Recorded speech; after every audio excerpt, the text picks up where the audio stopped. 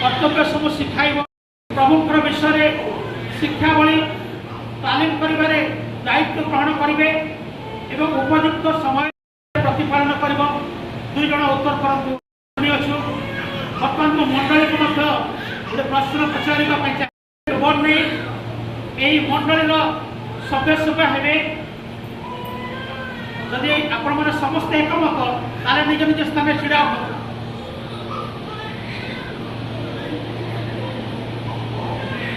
आ जोर कहतु आम ता करूँ आस प्रार्थना करवा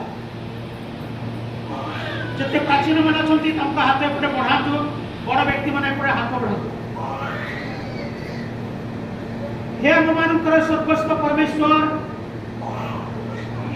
आम तुम पवित्र को धन्यवाद हो प्रभु आम शिशु को तुम हस्ते मंडलीगत भाव में उत्सर्ग कर प्रभु विशेष आज अभिषेक एवं पूजा भणी तुम हस्ते समर्पण करो से कल प्रभु तुम जो एक पुत्र सन्तान तुम्हें देल प्रभु यह तुम से अनुग्रह दान से प्राप्त होती एणु ये अवसर में प्रभु आम ये सन्तान को एवं ये पिता एवं माता को प्रभु सबले रखी शारीरिक भाव में बुद्धि लाभ करने तुम साहाय्य कर मानसिक प्रभु जीशु नाम